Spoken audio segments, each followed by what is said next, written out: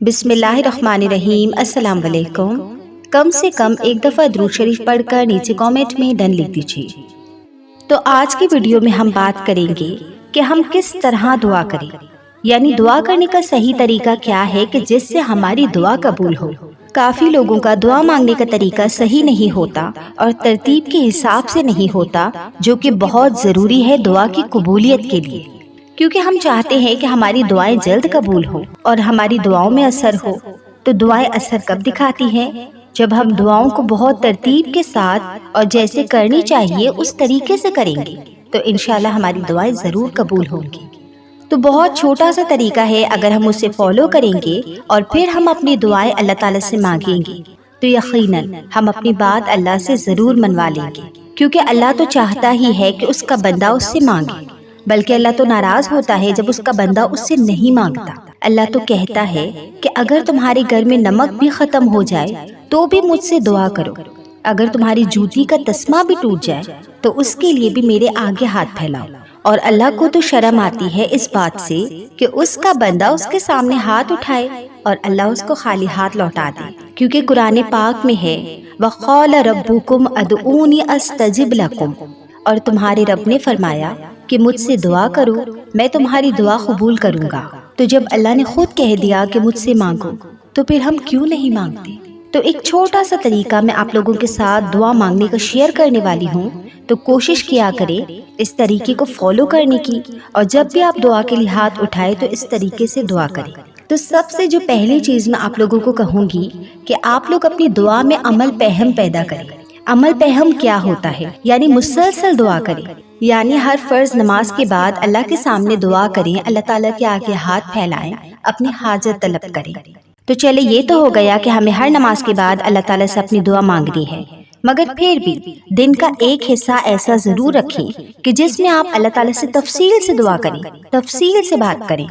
بلکہ میں تو کہوں گی کہ دن کا ایک حصہ ہونے کی بجائے اگر آپ تہجد کے ٹائم پہ اللہ تعالیٰ کے سامنے دعا کے لیے ہاتھ اٹھائیں گے، تہجد پڑھ کر اللہ تعالیٰ سے تفصیل سے دعا کریں گے، خوب گڑ گڑا کر خوب مانگیں گے، کیونکہ تہجد کا وقت ایک ایسا وقت ہوتا ہے جس میں ہمیں کوئی ڈسٹرب کرنے والا نہیں ہوتا، اور اس وقت میں ہم آرام سے اپنی لمبی لمبی باتیں اللہ تعالیٰ سے کر سکتے ہیں۔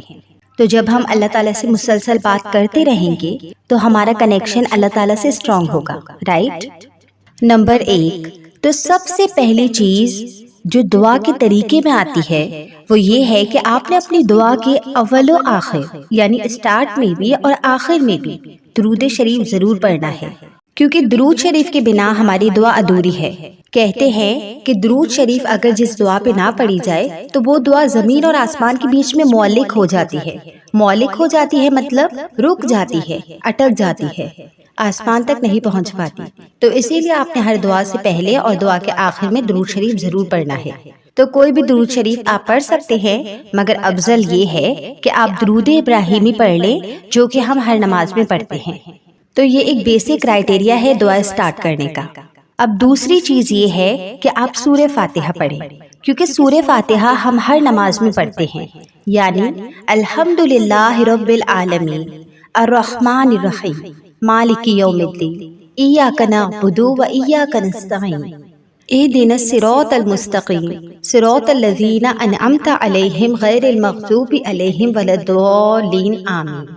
اس میں ہم اللہ تعالیٰ کی حمد و ثنا بھی بیان کرتے ہیں، اللہ تعالیٰ کو اس کے صفاتی ناموں یعنی رحمان اور رحیم سے بھی پکارتے ہیں، یہ بھی اقرار کرتے ہیں کہ وہ بزرگی والا ہے، یعنی قیامت کے دن کا مالک ہے، اور ہم یہ اقرار کرتے ہیں کہ ہم تیری ہی عبادت کرتے ہیں تو مدد بھی تجھ ہی سے مانگتے ہیں، یعنی تیرے سوا کسی کے آگے ہاتھ نہیں پھیلاتے، ہمارا پہلا اور آخری سہارا تو ہی ہے، ہم تیرے سوا کسی کا در نہیں کھٹکھٹاتے۔ آگے ہم اللہ تعالیٰ سے ہدایت مانگتے ہیں، اس کے بعد ہم اللہ تعالیٰ سے ہدایت مانگتے ہیں اور پھر اس چیز کی دعا کرتے ہیں کہ ہمیں نیک بندوں جیسا بنا۔ نیک بندے کون تھے؟ جیسے انبیاء، اولیاء، صدیقین، شہداء وغیرہ، ان جیسا بنا۔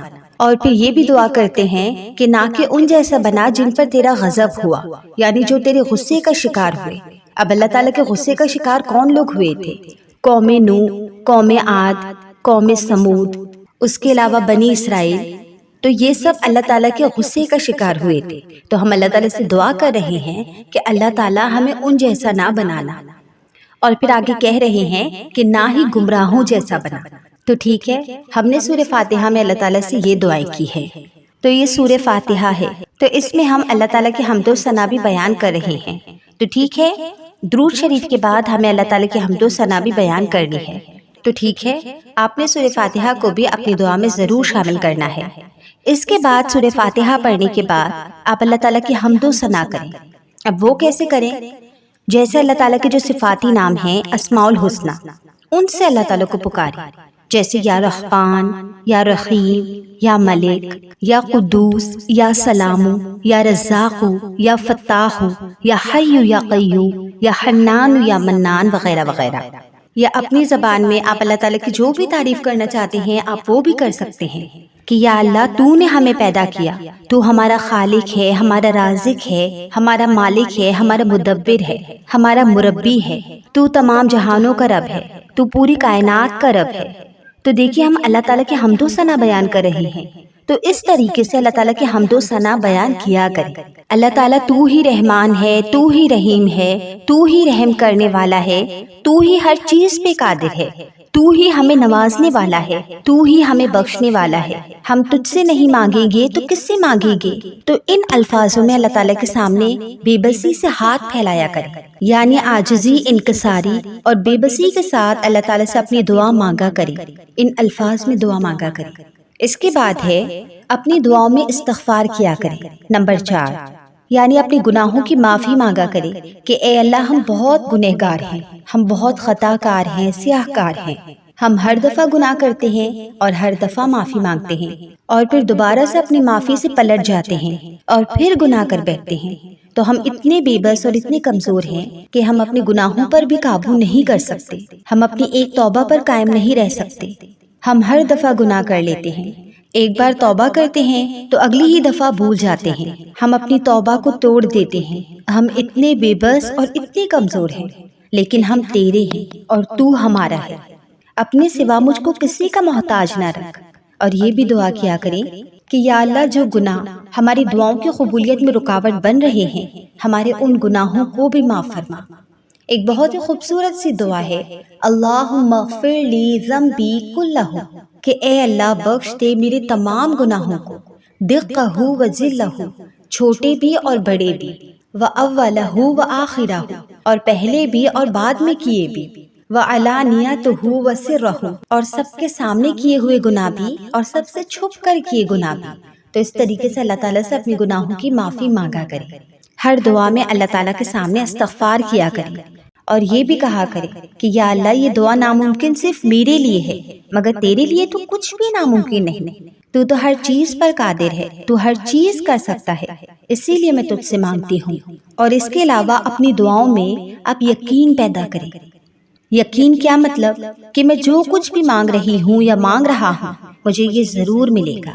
تو آپ اس ایمان کے ساتھ دعا کیا کریں، کیونکہ یقین کے بنا دعاؤں کی قبولیت نہیں ملتی۔ تو یقین رکھا کرے کہ میں اپنے اللہ سے جو بھی مانگ رہی ہوں مجھے وہ ضرور عطا کرے گا، اور اگر یہ نہیں بھی دے گا تو بھی یقین رکھا کرے کہ وہ بے شک مجھے اس سے بہتر ہی دے گا، لیکن میں اپنے رب کی رضا میں راضی ہوں۔ تو اس طریقے سے اپنے رب کی حمد و ثنا بیان کیا کرے اور اس سے اپنے گناہوں کی معافی طلب کیا کرے اور یقین رکھا کرے۔ اس کے علاوہ اللہ تعالیٰ کے جتنے نام ہیں، کتنے پیارے پیارے نام ہیں، یا رزاق، یا فتاح، یا معز، یا کریم، تو ان پیارے پیارے ناموں سے اللہ تعالیٰ کو پکارا کرے اور یقین کرے کہ جب ہم ان ناموں سے اللہ تعالیٰ کو پکارتے ہیں تو ہماری دعاؤں میں اثر پیدا ہوتا ہے۔ تو ٹھیک ہے، جب بھی دعا کرنی ہے تو سب سے پہلے درود شریف پڑھنا ہے، اس کے بعد سورہ فاتحہ پڑھنی ہے، اس کے بعد اللہ تعالیٰ کی خوب تعریف کرنی ہے، یعنی کہ اللہ تعالیٰ کو اس کے ناموں سے پکارنا ہے، یا آپ چاہے تو اپنے الفاظوں میں بھی اس کی تعریف کر سکتے ہیں۔ اس کے بعد اپنے گناہوں کو یاد کر کے اللہ تعالیٰ کے حضور شرمندہ ہونا ہے، اپنے گناہوں کا اعتراف کرنا ہے، اور پھر جب آپ اللہ تعالیٰ سے اپنے گناہوں کی توبہ کر لیتے ہیں، سچے دل سے توبہ کر لیتے ہیں، تو پھر ان گناہوں کو بھول جایا کریں، کیونکہ اللہ تعالیٰ ہمارے ان گناہوں کو بخش دیتے ہیں، ٹرسٹ می۔ اب آپ اللہ تعالیٰ کی رحمت کا اندازہ اس بات سے لگائیں کہ جب ہم کوئی نیکی کرتے ہیں تو اللہ تعالیٰ فرشتوں کو فوراً کہتے ہیں کہ میرے اس بندے کی نیکی لکھ دو، مگر جب ہم گناہ کرتے ہیں تو اللہ تعالیٰ فرشتوں کو رکنے کا کہتے ہیں کہ ابھی رکو، میرا بندہ پہلے مجھ سے معافی مانگے گا۔ تو وہ تو ستار العیوب ہے، وہ تو گناہوں کو چھپانے والا ہے، وہ تو ہمارے گناہوں پہ پردے ڈالتا ہے۔ تو ہمیں بھی کوشش کرنی چاہیے کہ ہم بھی اللہ تعالیٰ کی رحمت سے مایوس نہ ہوں، اور جب بھی دعا کریں تو پورے یقین کے ساتھ، پورے ایمان کے ساتھ دعا کریں۔ نمبر 5، جب آپ استغفار کر لیں تو اس کے بعد آپ اپنی نعمتوں کو یاد کر کے، جن نعمتوں سے اللہ تعالیٰ نے آپ کو نوازا ہے، ان کو یاد کر کے آپ شکر ادا کیا کریں۔ الحمدللہ، اللہ تعالیٰ نے ہمیں کتنی نعمتیں دی ہیں، اگر ہم گننے بیٹھیں تو ہماری پوری زندگی ختم ہو جائے۔ سب سے پہلے تو آپ اس چیز کا شکر ادا کیا کریں کہ اللہ تعالیٰ نے ہمیں مسلمان گھرانے میں پیدا کیا، نبی پاک صلی اللہ علیہ وسلم کا امتی بنایا، کہ جن کا امتی بننے کے لیے تمام نبیوں نے تمنا کی، تو اس چیز کا ہمیشہ اللہ تعالیٰ کا شکر ادا کیا کریں۔ اس کے علاوہ اللہ تعالیٰ نے ہمیں رہنے کو گھر دیا، بہت سارے ایسے لوگ ہیں جو بے گھر ہیں، کھانے کو کھانا دیا، بہت سارے ایسے لوگ ہیں جن کو پیٹ بھر کھانا بھی نصیب نہیں ہوتا، اور بہت سارے ایسے بھی ہیں کہ جن کو کھانا ہی نصیب نہیں ہوتا۔ اس کے علاوہ اتنے اچھے ماں باپ دیے، اولاد دی، ہر نعمت سے نوازا، تو ان ساری چیزوں کا شکر ادا کیا کریں۔ تو شکر ادا کرنے سے یہ ہوتا ہے کہ اللہ تعالیٰ ہمیں اور نوازتے ہیں۔ تو دیکھیں شکر ادا کرنے کے ہمارے پاس کتنے موقع ہیں، اگر ہم شکر ادا ہی کریں تو ہماری پوری زندگی گزر جائے۔ یعنی اللہ تعالیٰ کی اتنی نعمتیں، اتنی رحمتیں ہیں ہمارے پاس، مگر ہم تو ان سب چیزوں کو ریئلائز ہی نہیں کرتے۔ اب یہی دیکھ لیں کہ بہت ساری دعائیں جو ہم اللہ تعالیٰ سے مانگ رہے ہوتے ہیں اور ہمیں پتہ بھی نہیں ہوتا کہ وہ ہمارے لیے صحیح ہے یا نہیں، مگر ہم لگے رہتے ہیں ان چیزوں کو مانگنے میں، اور اگر اللہ تعالیٰ ہمیں وہ نہیں دیتا تو ہم کیا کرتے ہیں، ہم شکوے شکایتیں کرنا شروع کر دیتے ہیں کہ اللہ تعالیٰ نے میری دعا کو قبول نہیں کیا، حالانکہ یہ تو اللہ ہی بہتر جانتا ہے کہ وہ چیز ہمارے لیے کتنی بہتر تھی، یا وہ شخص ہمارے لیے کتنا بہتر تھا، یا بہتر تھا بھی یا نہیں۔ تو آگے جا کر اگر وہ دعا قبول ہو جاتی تو ہمیں بہت ساری مشکلات فیس کرنی پڑتی۔ تو شکر ادا کیا کریں کہ اللہ تعالیٰ نے ان دعاؤں کو قبول نہیں کیا جو کہ ہمارے لیے دعا نہیں بلکہ بددعا تھی۔ تو دیکھیں جب بھی آپ دعا مانگیے تو اپنے الفاظ میں دعا مانگا کریں، کیونکہ اس میں بہت شدت ہوتی ہے، مگر کچھ مسنون دعائیں ہیں جو اگر آپ اپنی دعاؤں میں شامل کر لیں گے تو ان کی قبولیت تو الگ ہی ہے۔ تو چلے اب بات کرتے ہیں کہ آپ اپنی دعاؤں میں کون سی مسنون دعائیں مانگیں۔ جیسے اگر آپ کو اپنی دعاؤں کی قبولیت چاہیے تو آپ حضرت یونس علیہ السلام کی یہ دعا جو میری بہت فیوریٹ ہے، بہت خوبصورت ہے، آپ اس دعا کو پڑھا کریں، اس میں بہت شدت ہے۔ لا الہ الا انت سبحانک انی کنت من الظالمین، کہ نہیں ہے کوئی معبود تیرے، تو ہی پاک ہے اور میں ہی ظالموں میں سے ہوں۔ تو ہم سبھی جانتے ہیں کہ یہ حضرت یونس علیہ السلام کی دعا ہے۔ اللہ تعالیٰ خود کہتے ہیں کہ اگر یونس یہ دعا نہیں کرتے تو ہو سکتا ہے کہ وہ قیامت تک اس مچھلی کے پیٹ میں رہ جاتے۔ یعنی کہ اس دعا میں اتنی طاقت ہے کہ اللہ تعالیٰ نے اتنی نا امیدی کے سچویشن سے حضرت یونس علیہ السلام کو اس دعا کے ذریعے نکال دیا۔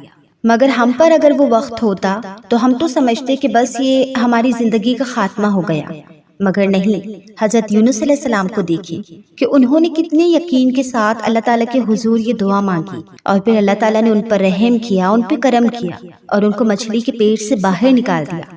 تو اللہ نے انہیں نکالا، اس ناممکن سچویشن سے نکالا، اس ناممکن حالات سے نکالا، کیونکہ ناممکن صرف ہمارے لیے ہوتا ہے، اللہ تعالیٰ کے لیے تو کچھ بھی ناممکن نہیں، وہ تو علی کل شیء قدیر ہے۔ تو یہ ناممکن کا ورڈ آپ اپنی زندگی سے نکال دیں، کیونکہ ہم جس رب کے بندے ہیں، جس نبی کی امت ہے، اور اس رب کی تو یہ شان ہے کہ اس کے لیے تو کچھ بھی ناممکن نہیں۔ تو یہ نہ سوچا کرے کہ یہ میری دعا قبول ہوگی یا کیسے ہوگی، یا یہ دعا ناممکن ہے، دنیا کی باتوں میں مت آیا کرے۔ اس کے علاوہ ایک اور دعا جو بہت خوبصورت ہے، حضرت موسیٰ علیہ السلام کی دعا ہے، تو آپ بھی اس دعا کو اپنی دعاؤں میں مانگا کریں۔ اسی دعا کی برکت سے اللہ تعالیٰ نے حضرت موسیٰ علیہ السلام کے تمام بگڑے کام سنوار دیے۔ تو وہ دعا کون سی ہے؟ ربی انی لما انزلت الی من خیر فقیر، کہ اے میرے رب، میں اس خیر کا جو تو نے میرے لیے اتاری، میں اس کا محتاج ہوں۔ تو ضرور آپ کی طرف اللہ تعالیٰ کی طرف سے خیر آئے گی۔ دیکھیں دعائیں تو اتنی ہیں، اتنی ساری مسنون دعائیں ہیں جو ہمارے نبی پاک صلی اللہ علیہ وسلم نے بھی ہمیں بتائی۔ تو ہمیں چاہیے کہ ہم ان تمام دعاؤں کو ترجمے کے ساتھ اپنی دعاؤں میں شامل کریں۔ اس کے علاوہ ایک اور دعا ہے، حسبنا اللہ و نعم الوکیل، یہ بہت ہی خوبصورت دعا ہے، اسے آپ بار بار پڑھا کریں کہ اللہ تعالیٰ تو ہی ہمارے لیے کافی ہو جا، تو ہمارے ہر معاملے کے لیے کافی ہو جا، ہمارے ہر معاملے کو سنبھال لے۔ جب حضرت ابراہیم علیہ السلام کو آگ میں ڈالا جا رہا تھا تو حضرت ابراہیم علیہ السلام نے یہی دعا کی تھی کہ یا رب تو ہی میرے لیے کافی ہے اور تو ہی میرا کارساز ہے اور میرے سارے معاملات، ہر ایک چیز کو تو سنبھال لے گا۔ تو اللہ تعالیٰ نے کیا کیا؟ اللہ تعالیٰ نے سنبھالا۔ اللہ تعالیٰ نے اس آگ کو ان کے لیے ٹھنڈا کر دیا، بلکہ ٹھنڈا بھی نہیں بلکہ سلامتی والا کر دیا، کیونکہ ٹھنڈ بھی تو ایسی ہوتی ہے نا جو ہمارے جسم کو برداشت نہیں ہوتی۔ تو اللہ تعالیٰ نے اس آگ کو ٹھنڈا بھی نہیں بلکہ اس آگ کو خوشگوار کر دیا۔ تو دیکھیں دنیا کے سہارے بہت کمزور ہے، مکڑی کے جالے کی مانند، مگر اللہ کی رسی اتنی مضبوط ہے کہ اگر ہم اسے پکڑ لینا تو اللہ تعالیٰ ہمیں کبھی بھی نہیں چھوڑے گا، ہمیں سنبھال لے گا۔ تو یہ دعا پڑھا کریں، حسبنا اللہ و نعم الوکیل۔ تو اس طریقے سے یہ ساری دعائیں قبولیت کے لیے بہت خوبصورت دعائیں ہیں، تو ان تمام دعاؤں کو اپنی زندگی میں شامل کریں، اللہ تعالیٰ ضرور آپ کی دعاؤں کو قبول کرے گا۔ اگر آپ چاہتے ہیں کہ میں کسی اور ٹاپک پہ ویڈیو بناؤں تو آپ نیچے کامنٹ باکس میں وہ ٹاپک لکھ سکتے ہیں تاکہ انشاءاللہ میں اپنی اگلی ویڈیو اس ٹاپک پہ بناؤں۔ ویڈیو پسند آئی تو ویڈیو کو ضرور لائک کریں اور اس ویڈیو کو صدقہ جاریہ کے طور پر اپنے پیاروں کے ساتھ ضرور شیئر کریں۔